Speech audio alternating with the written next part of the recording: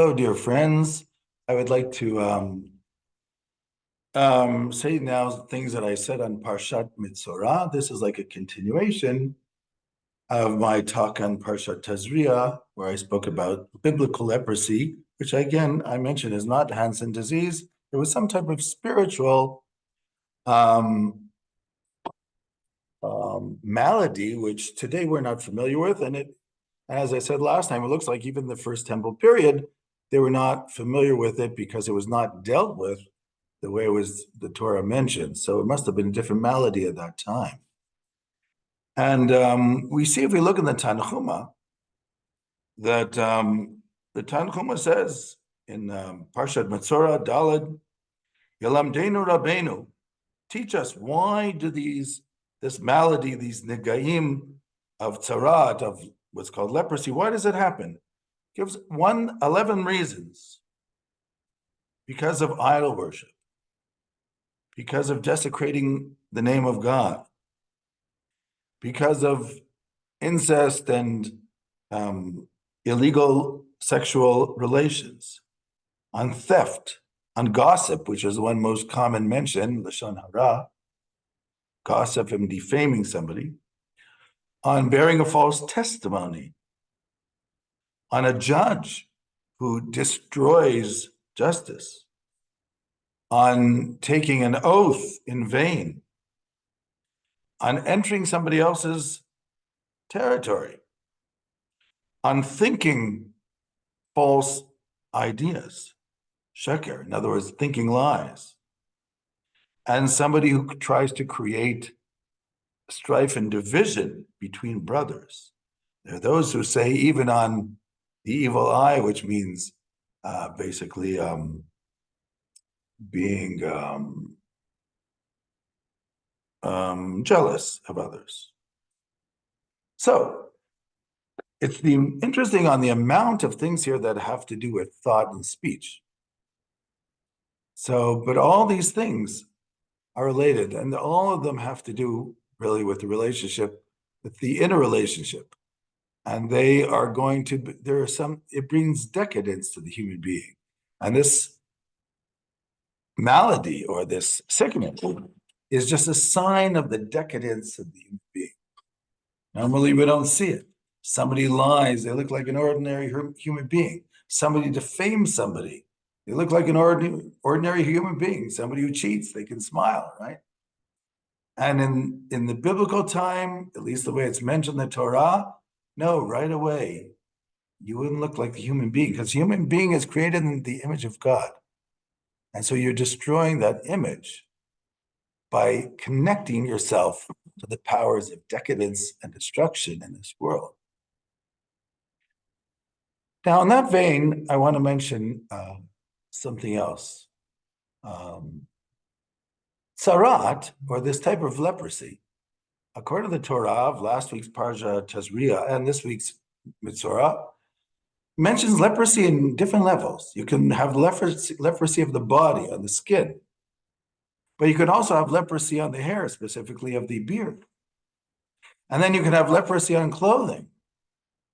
And then you can have leprosy on the house, on the walls. Again, we see this has nothing to do with Hansen's disease.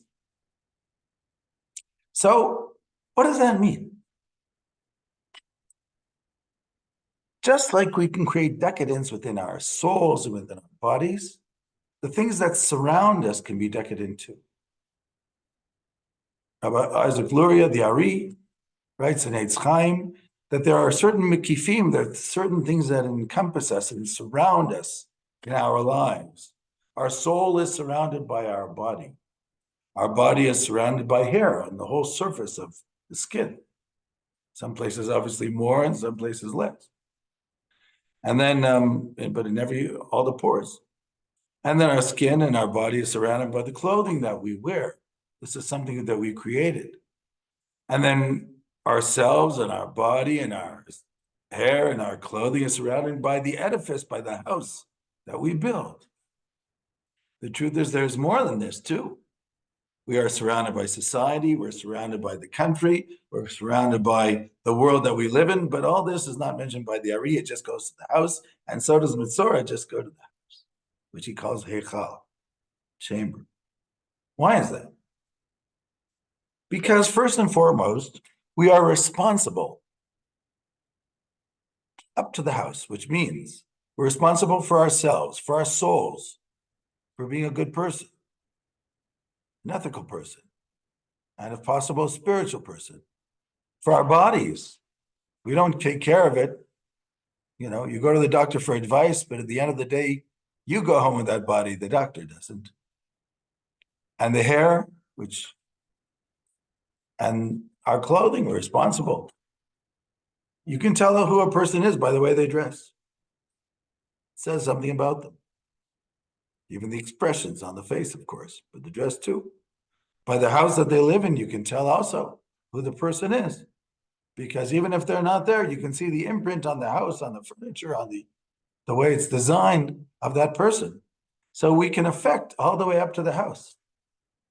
We can affect all the way up to those living in the house, the family. All these are our direct responsibility.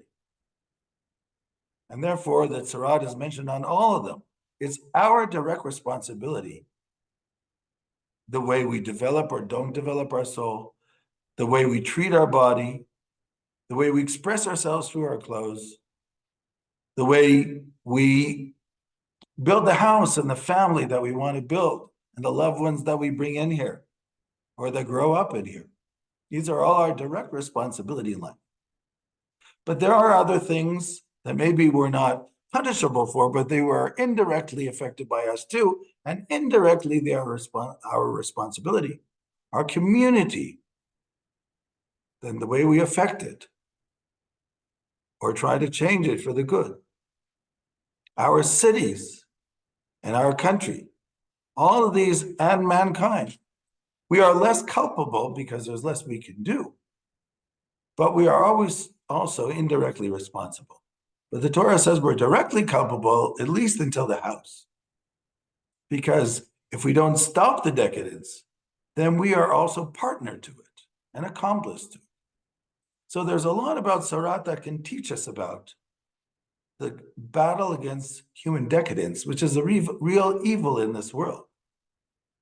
It's not the Satan, and it's not evil forces that you do not know. It's like the Talmud says, Hu Satan, Hu Malach HaMavet, Hu Yetzer Hara. The Satan is the exact same thing as the angel of death, which is the exact same thing of the evil inclination within human beings. Because in the end of the day, who creates evil? The vast majority of evil is human beings. Does God throw napalm in battle on cities to burn people? Does God create nuclear bombs in order to kill 100,000 people at a time? I think human beings seem to do that. And we oppress, and we have criminals and theft and homicide and rape, and these are human beings. So we have to stop the decadence before it spreads. Once upon a time, there was tzara'at to give us an indication.